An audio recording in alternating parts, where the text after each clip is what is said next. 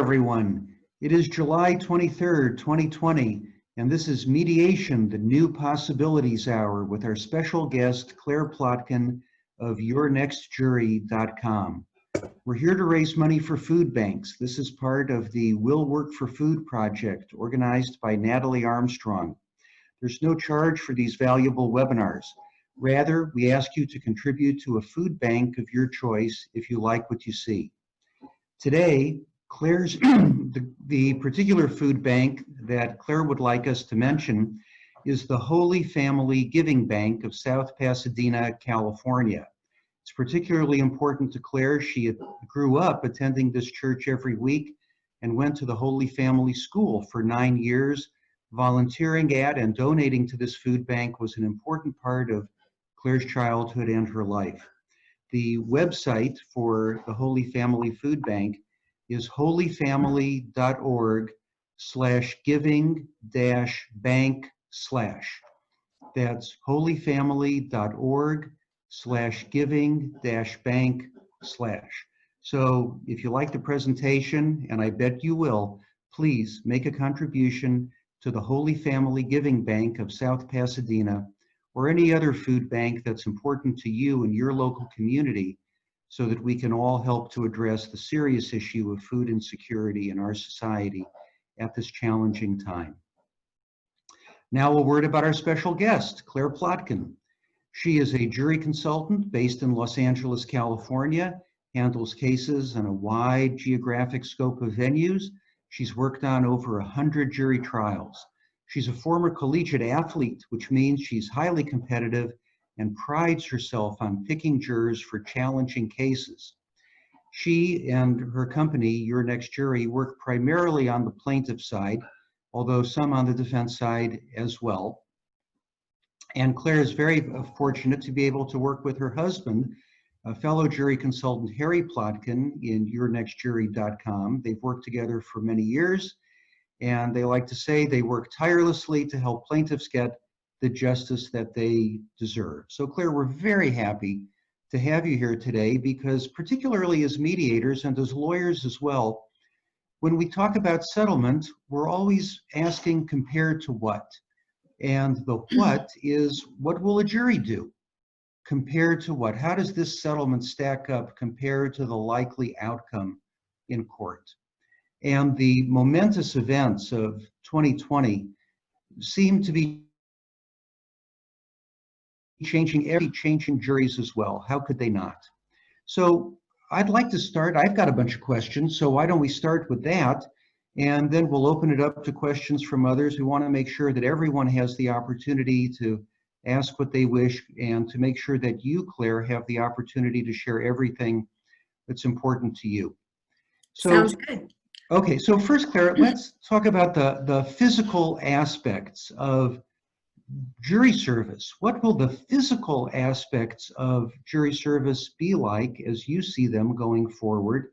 And how will that impact what will juries do? Let's start with that as we go down the path of how can we help people evaluate the alternative to a negotiated settlement?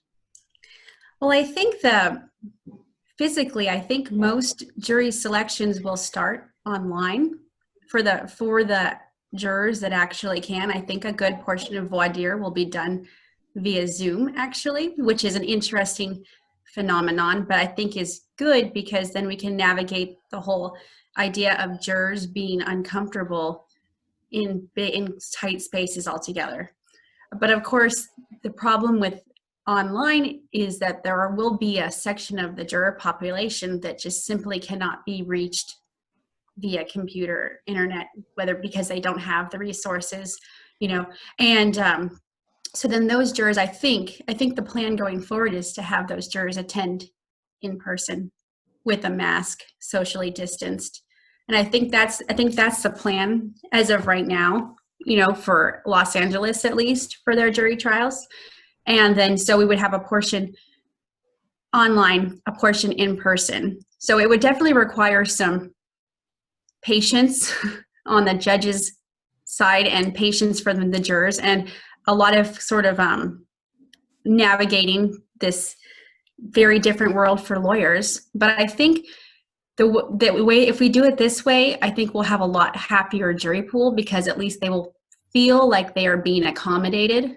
Because I think the great worry we have with the lawyers right now is that we will have a huge group of jurors who come in who feel like they're being shuttled into court against their will, and they're angry about jury selection. So I think by us at least accommodating them in this early process, I think jurors will feel more willing and more listened to, with their fears about being jurors. I think it's like, go ahead. So I was going to say, I think it's likely that the amount of retention of jurors that we have from the hardship phase will be, I think we'll retain way fewer. I think that's what we're expecting, that we will have many. And I think the biggest hurdle I see going forward, that of course is no one can really project what's going to happen, is what will happen with schools. Because I think that if we are still having enforced distance learning for a majority of kids, I think we will lose a lot of primary parents. I think that would probably mean a lot of moms. So, which is sort of a crazy aspect, a crazy prospect to think of not having moms on your juries. But, if parents are being asked to be babysitters and do their job and be jurors, I think that would be very hard. And I can see a lot of judges being very lenient with hardship to parents who are saying, I have kids who can't stay at home alone at my house right now. So I think that's a great problem with hardship going forward, that we really can't like predict until we get there. Because if you think about it, and I know this is what would happen in my house, most of us don't have we don't have nannies working or grandparents taking care of the kids because of COVID. So it's very unusual situation, but I definitely think that judges will have to be more lenient with hardships going forward, for the simple aspect of there's no one else to watch them. So is this going to make some kinds of cases more valuable, less valuable, some kinds of cases more important to settle, embolden plaintiffs or defendants? Do you think this will shake out in any systematic kind of way? I think that when all is said and done, a jury, you could still seat a really good plaintiff-friendly jury. And, and I think that you could still have really great verdicts coming out of it. I think that, and we did a little research on this, I can actually refer. I think that for the most part, people will just be a little more polarized with their views. So I think that people who may have been pro-plaintiff may actually be even more so in a lot of ways. And people who might be angry at the system,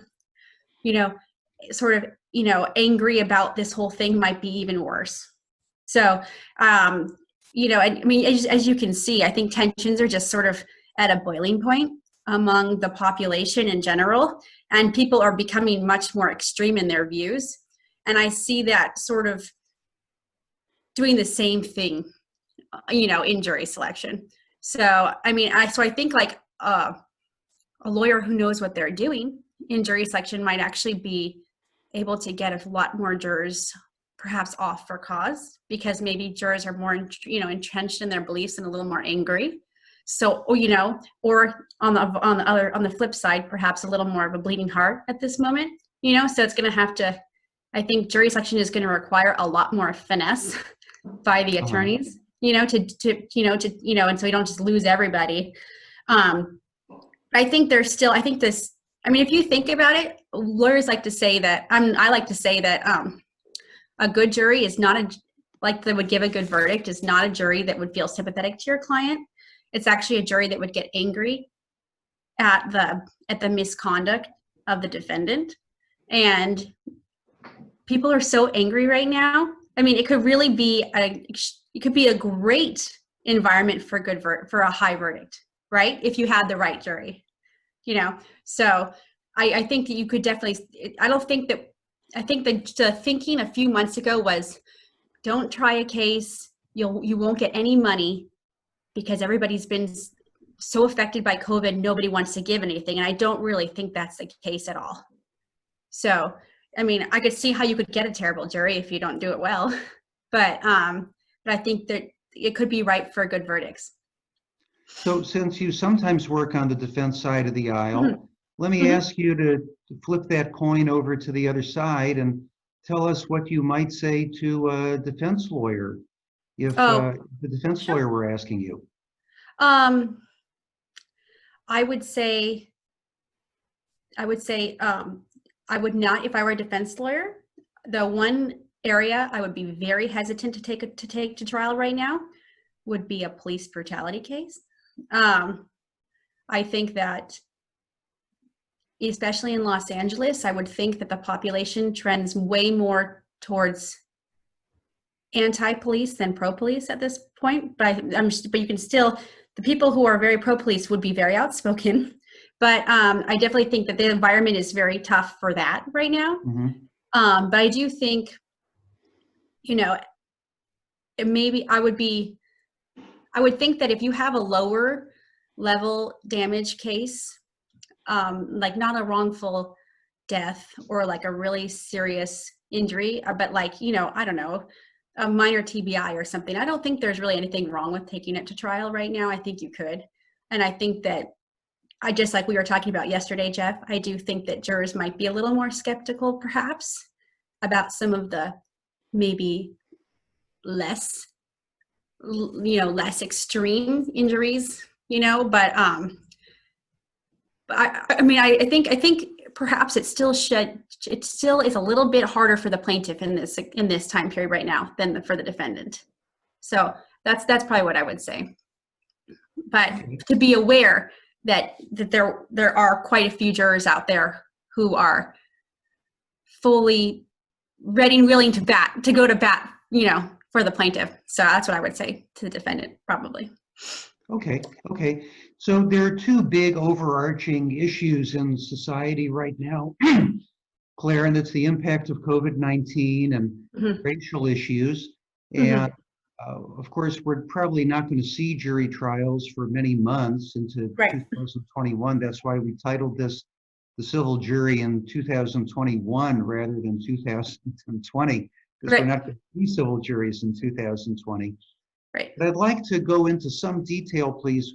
What are the impacts of COVID-19 and all of its implications, the health implications, the economic repercussions on society? I'd like to talk about how those are going to play out in the jury system, and then talk about the racial unrest and racial tensions in our society and how that plays out. So where would you like to start, please? So let me parse this question. I think I'll start with the first part.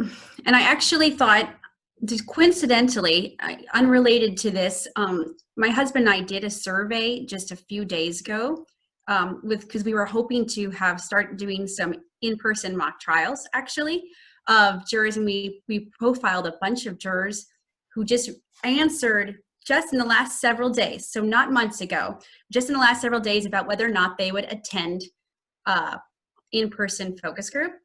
And then we asked them about whether or not they would attend in-person jury duty. And I thought that this was really helpful for today because I think a lot of us have some great worries about what a jury would actually look like in this post-COVID era. I know a lot of lawyers have been worried that a jury would be all 20-year-olds, like 20 to 35, because they seem, at least according to the news, they seem to be sort of not worried about COVID. They're not old enough to feel like they're in sort of harm of catching and being seriously ill, and for a lot of lawyers, that makes them very nervous. Millennial jurors are not. It's interesting, not really preferred by either side. I find that very interesting that both sides seem to be very scared of millennial jurors.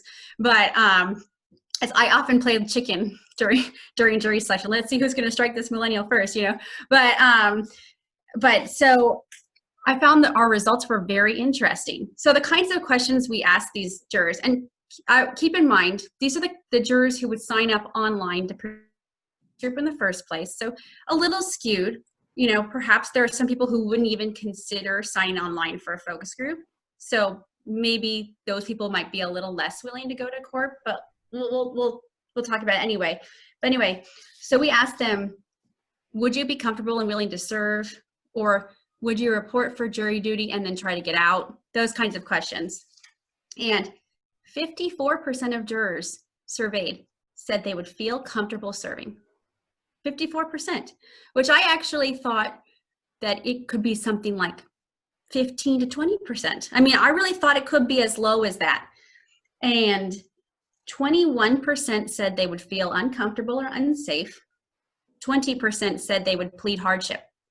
So I find that not a shocking number at all. I mean, in jury selection before COVID, we'd have at least 20% plead hardship. So that, and then, but what's really interesting is we did a demographic breakdown of who said they would be willing to serve. And that's what I found the most interesting. Jurors who were willing to serve were actually older than average. Okay, so it wasn't a person, it wasn't, you know, our 20-year-olds were willing to serve. It was actually younger jurors were more willing to claim hardship. 64.5% of jurors in their 60s were willing to serve. In person. Yes, in person. Once we got to 70s, the number changed. But 60s, I found that very interesting. Jurors in their 50s were 60% willing to serve. Jurors in their 40s were 53.8% willing. And then jurors in their 30s were 51% willing. Jurors in their 70s were only 50% willing. So we went down almost 15%, right, from 60s to 70s, which doesn't surprise me. Actually, I would have thought 70s would have been lower. And then, but yet, jurors in their 20s were only 33% willing to serve. Found that very interesting. It seemed actually like jurors in their 20s were more willing to claim hardship. So, you know, I mean, if you think about it, when in your 20s, most 20-year-olds have amassed very little to any personal, you know, wealth. So, and probably living more paycheck to paycheck. And so I could see how a lot of them would be hurting financially by COVID. So this like danger group of 20 to 29, actually very few of them were willing to serve. So I found that very interesting. And just like we expected going into this, men were more willing to serve than women. 56.7% of men versus 52% of women. But it's not, you know, 70 to 30, which was what I was worried was going to be. So I was surprised by that as well. And then what was interesting too was the ethnic breakdown of who was willing to serve. And Jeff and I talked about this yesterday. And Jeff, you know, since we talked about it, the information changed. I had several more jurors respond and it changed. It flipped. Because Jeff had asked if certain demographics that were perhaps more negatively affected by COVID were less willing to serve. And so Jeff, Hispanic jurors were the most willing to serve. 64% of Hispanic jurors were willing to serve. And Caucasians, 61%. However, Asians and African Americans were much lower. Asians were 41% willing to serve, and African Americans were 35%. So, Jeff, you had guessed that African Americans would be less willing. You were right. The numbers changed significantly as of yesterday, actually, because before yesterday, there was no significant difference in African Americans being willing to serve. But then we had several more sign up who said they were not willing. So, I found that interesting. And then, crazily enough, jurors who identified as other, only 30% of them were willing to serve. So I don't know what in their, you know, mindset causes them to identify as other that perhaps makes them a little more, maybe, I don't know, maybe more liberal, I'm not sure, but a little more different, but only 30% of others were willing to serve. So this is not scientific or anything to, you know, hang your hat on, but I thought it was very interesting because we have so little information right now on what a jury pool is going to look like that, anyway, I just thought you all might find that interesting. So, Claire, the first thing that comes to mind when you talk about the willingness of people in their 60s is, I just got to say, okay, boomer. I think that's great. But the second thing is, given what you've said about age and race and ethnicity and all that, those are I think, the archetypes of the more conservative, more defense-oriented jurors, The where jurors in their 60s? older, um, and with what you've said about gender and race and ethnicity, I think those are some of the traditional stereotypes of the more pro-defense jurors.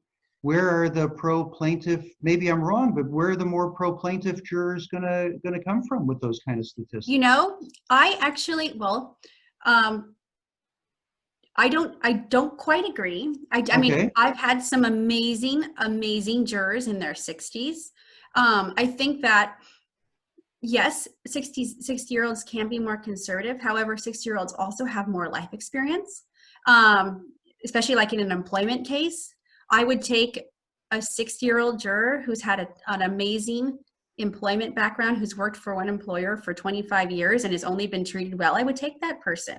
You know, like that could be a really good juror, you know, as opposed to a 25-year-old who's had 6 different employers and has no sense of, you know, of career passion or anything. You know what I mean? Because if you have an unemployment plaintiff who lost their job after working somewhere for 40 years and could never find another job, and their job was their life, you know, an older juror can understand that, and that resonates with them. A younger juror is like, you can find a new job in 2 seconds, you know? So I don't necessarily feel like a 60-year-old juror is worse.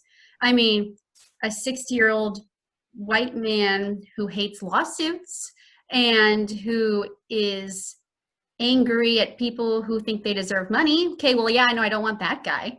But I mean, these statistics don't necessarily tell me that. I mean, so I don't know. I think I'm hesitant to make any juror suppositions based on demographics alone, because I feel like everybody is different and everyone's life experiences are different. But I still would be nervous about a jury that was all 20-year-olds. I would. So that we can all agree on that one, I think. Okay, now let's turn to the very sensitive topic of race, the racial unrest and tensions in our society, and how you think that will play out in terms of what juries will look like, and the important question for us as mediators and lawyers, how we go about valuing cases and deciding whether or not we want to settle them or take them to trial. Well, I think that especially in a very socially conscious, you know, more liberal area like Los Angeles, I think that people are just becoming even more aware of acceptance of people of color, the plights of people with color, you know, and I think they're even more sensitive to all of the disadvantages that someone of color has, you know, growing up just from the moment they're born, right? And so I think that certain kinds of cases, like perhaps let's think a case where it's terrible housing, you know, with some sort of maybe tenant slumlord kind of thing where they're sort of preying on people of color, like that kind of case could be, I mean, that could be really dangerous to take to trial right now. You know, like I said before, police brutality, you know, I would be very nervous to take that kind of case to trial.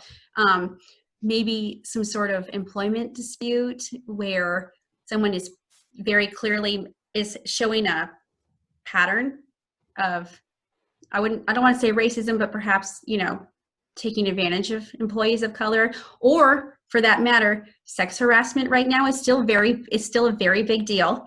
But the Me Too movement has not blown over yet.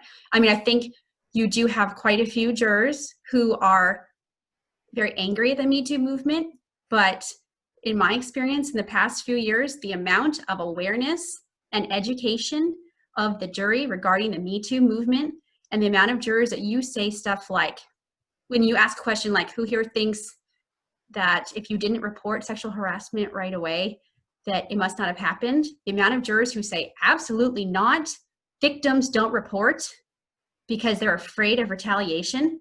The amount of comments like that in jury selection now is 3 times the amount of comments I got probably 5 years ago. So there's definitely a much more pro victim, and societal impact than there was 5-10 years ago. And so I would definitely say, obviously people understand that if you don't have facts, if you don't have evidence, they won't just give you a verdict, right? But they're much more willing to be open to believe in a victim than I think they were in the past. So that's something to think about. I would say also, if there's a case that has any sort of incriminating video, I think jurors right now are very, very aware and very attuned to any sort of video evidence.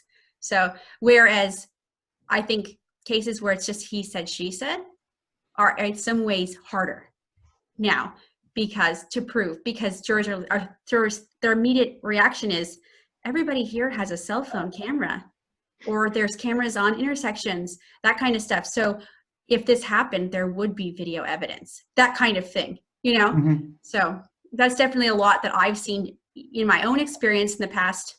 Because I was picking juries up until literally, I think about March 12th, maybe.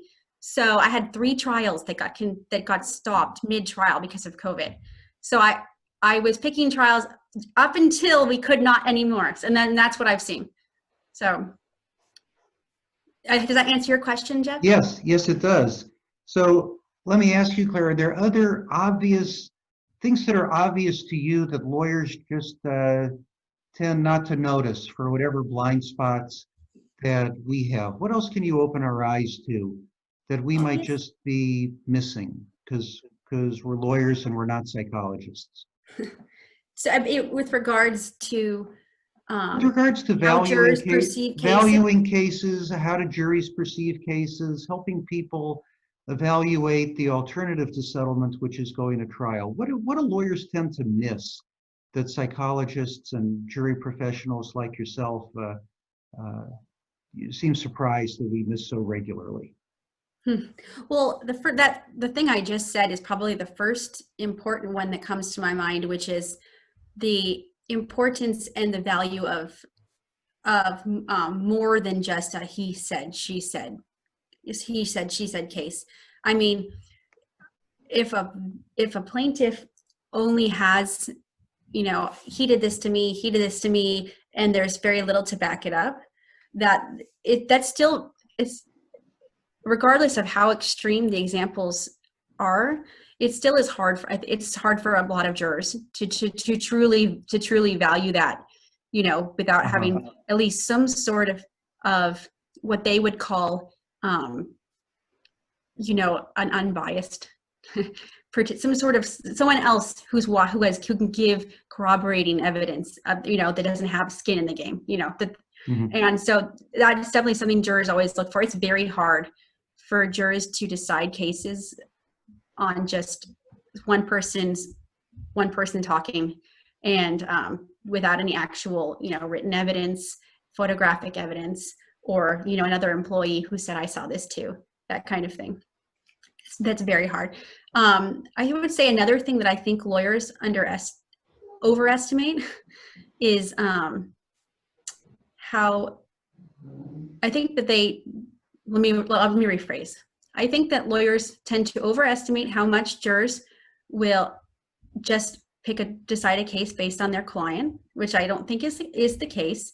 I mean, I think a bad client can hurt you, but if you were to make a case just telling only your client's story and not make it about the damaging things that the defendant has done, a juror isn't all in. You know what I mean? I think just like I said earlier, juries decide cases based on anger and less on sympathy. So cause I've seen lawyers do openings where the first 5-10 minutes of the opening is talking about what a wonderful person their plaintiff is. And I think that's totally backwards. You should really talk about all the things the defendant did wrong and then bring in what a wonderful person your plaintiff is, because it almost seems like you're asking for sympathy. And jurors don't like feeling like they're being manipulated, so that is like the first thing I would say.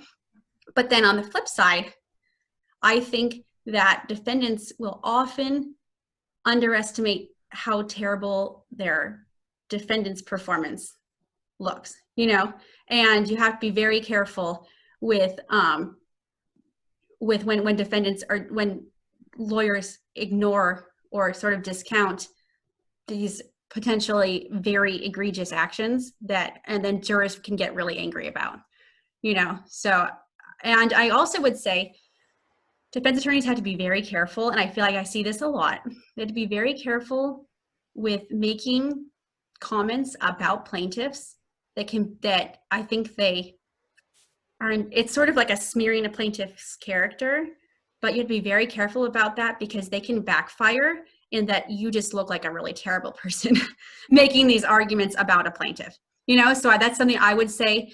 You always have to be, there's a very fine line, Are you referring to sexual harassment cases where? That's a good example. Yeah. Where you sort of, for the lack of a better word, slut shame, the plaintiff, there's definitely, I think that a lawyer is always more successful the more respectful and polite they seem. I think the moment you start to kind of be super negative and derogatory, I think it sort of brings your case down, so there's always, unless of course you have a jury that is completely on your side. But if for any jury that is sort of not decided and you start to be that angry, offensive lawyer, I think it really, let me give you an example. Please. I had a case in Ventura that actually we had prevailed in with a $13 million verdict in Ventura for sexual assault. And the lawyer, it was almost like as if the defense lawyer almost had like either a strike out or hit a home run mentality, So he went full, his mini opening was all about, these women were in a consensual relationship with this mental hospital employee. They wanted this. He was, they were in a time of need. That was his closing said, these women were in a time of need because they were mentally ill and he helped them through it because he was having sexual relationships. They were under 5150s at a psych facility. And one of our jurors who was actually impaneled was someone who'd been in a 5150 before. And so talk about not knowing your audience. To tell a bunch of jurors, including someone who had been in a mental health facility before, that this employee was helping them through their time of need by engaging in sexual acts against their will. That is, if you had a bunch of jurors who felt the same way he did, I could see that working. Otherwise, it's a complete strikeout, right? Jeff, I can see the look on your face. Yeah, you're thinking, how on earth would you say that? Right. Yeah. Right. But he was sort of going all in on, they'll find these women, sort of crazy and perhaps lower level people in society because he went all in on the past drug use, past mental health episodes, children out of wedlock. So I think he was just sort of thinking like they'll see these women as just complete, useless people, and they'll agree with my points. But that's not how our jury was. Our jury was actually a bunch of almost all men, which was interesting, but a jury of a bunch of very thoughtful and fatherly. So when you have young women, they were all young women. So a bunch of thoughtful, fatherly males who were very offended, and that just lit a match on the whole thing to make that kind of argument in trial. So you have to be very careful with the incendiary arguments like that because they backfire more than help, I think. So. Wow. So Claire, you also mentioned lawyers missing the idea or missing the point of their client being a bad witness or putting in a Right. bad performance. Right. What are the kinds of blind, and we as mediators, we're generally speaking lawyers too. What are the blind spots, the points that we tend to miss? Why do we miss them, whether we're evaluating a plaintiff or a defendant? And what can we do about opening our eyes wider so that we don't miss some of these obvious Yeah. flaws and come to better evaluations of how things will turn out if people don't settle?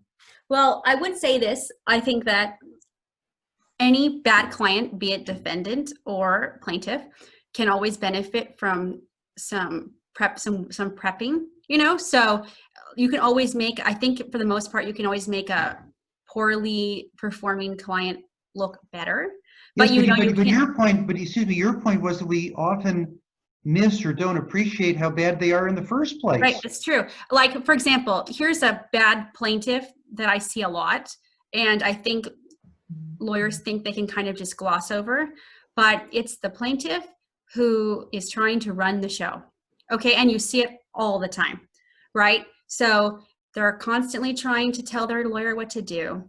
They are taking notes through everything. They think they know better, right? And then so when it comes to being on the stand, they don't listen. They're not going to listen to what they've been asked to answer. They think they know what the answer is, and so they kind of go off the rails, And the worst part of that client is they don't really seem very honest, And they also, jurors are always looking for that. They're always wary. There's always that back of the mind that there's a plaintiff out there who might be just trying to game the system, right? So the more you look as if you are sitting there on your lawyer's shoulder and sort of pulling the strings, there should never be a client who looks like they're pulling the strings in the back of trial, ever, never, ever, ever. And so the first thing jurors think is, what are they hiding? What are they trying to hide? All this over explanation, all this whispering, like, what is going on that I don't see? And then they become skeptical, right? So that's never a good client from a plaintiff's perspective. And I see it a lot, and sometimes you have to pull the lawyer aside and I have to say, this is not going to go over well in trial. And maybe you should consider not taking this client to trial. So, I mean, and it's true and it's sad, but it is, and they don't ever appear as nearly as sympathetic, or, and jurors aren't as empathetic to them as you would hope. So that's always a really negative client. And then what advice would you have for how to break the bad news gently to this client who seems to be lacking in self-awareness in the first place? Well, sometimes I think that you have to truly do them. They have to know honestly and truthfully, because they have no idea. Most of these people, unless they're a serial plaintiff, which is a whole nother problem, but most of these people have no idea what they're coming into in trial, and they have no idea how a juror perceives them. So I will be honest, and you and blunt without being rude, but you have to say something like, if you keep up this behavior, you will get nothing. This is not helping your case. And sometimes somebody who's not the lawyer, like for example me, and you can say, oh, this person is an expert on juries, blah, blah, blah, is better because sometimes they're too close to their lawyer at that point, But another way I found helpful is videotaping them and then playing it back. Like, look at these things that you are doing. In that same vein, we've done that before with defendants. I've prepped CEOs, CFOs, engineers for like corporate cases, for example. And we've done witness prep mostly for the sake of showing them video of themselves and saying, look how bad you look. Look at what you are doing. Look at what you are saying, the way that you think you are leading these answers. Being like the CEO of the boardroom is not helping in trial, right? Nobody wants to help the know-it-all, right? And sometimes the video is the first like aha moment for them. I mean, I remember I had one CEO who was sitting there, and he was like a pretty nice CEO with just talking to him. The moment the camera came on and he started talking about the actual facts of the case, he had like this Cornell ring that he kept putting up in front of his face. You know, he'd sit there behind his ring, and it was almost like I can't explain, almost like a Dr. Evil moment, you know? And he was kind of like sitting there grimacing at the camera. And it was awful. And we had to play back, I mean, probably a day's worth of practicing questions, playing it back and going, look at you. You know, everything that you're doing is wrong. It doesn't matter what intention you had going into trial right now, you're giving all the wrong signals, right? So, I mean, sometimes showing is the best and easiest way to persuade somebody, because especially for somebody who isn't really fully listening, if you can then show them video of themselves, I mean, they can't, unless they're completely delusional, you can't deny what you're seeing right in front of you, right? So, or another option, you could always focus group a client. There's nothing wrong with doing that. And I could see as a mediator how you might even want to suggest that sometimes. Like, oh, you know, so-and-so plaintiff wants this much money. They're not even close to what the defendant would be willing to offer. I think you need to find a quick and dirty and perhaps cheapish way to focus group this client in front of jurors and have a real group of 12 jurors say, I can't stand this person. And then maybe they'll have a come to Jesus moment, and that would encourage settlement. I mean, I've done it many times, and it's interesting how persuasive it is. So Claire, sometimes as mediators, we are the focus group. We are Right. are the one. And sometimes you're sitting there as a mediator, and I always have to ask myself when I'm having a negative reaction to somebody, is it just because they remind me of my middle school algebra teacher, or is there something really objectively bad about this person that will strike other people or potential jurors the same way it's striking me? So Right. what advice would you have to us as mediators or as lawyers evaluating a client, whether it's just something personal to ourselves, you know, you remind me of somebody in my life who I didn't like, for example, versus more general lack of likability? How do we gut check ourselves for that?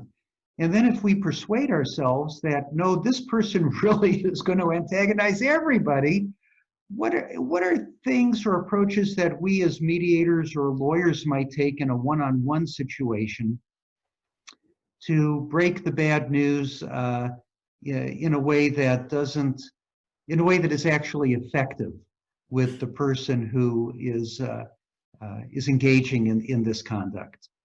Okay. First of all, I think if you're having a visceral negative reaction to somebody, I think it's more likely than not something that someone else will feel as well. And I think that it's probably not just your middle school algebra teacher. And if it is your middle school algebra teacher, probably every single person has had another nasty middle school algebra teacher that they can also remember, you know, that also this person might call to mind to them as well. So, I mean, I think unless you're a really clueless person about people, which there are people who are like that, I think if you have a visceral negative reaction, most people are feeling similarly. And you could always, you know, call in a receptionist or something, have them listen for 2 seconds and see if they feel similarly. But often people are all feeling the same negative way about somebody, right? For even if they can't particularly put their finger on why they dislike or like somebody, you know, there are people who come across as warm and wonderful, and there are people who come across as nasty, right? I mean, that's just the truth. And especially if you're bringing a case to trial, you want to be more on the warm and wonderful side, you know? So in terms of what kind of advice to give to somebody who really comes across terribly, there are a couple ways to handle it. First of all, you can really, if the person is that terrible, but the facts of the case are that great, you just really minimize that person.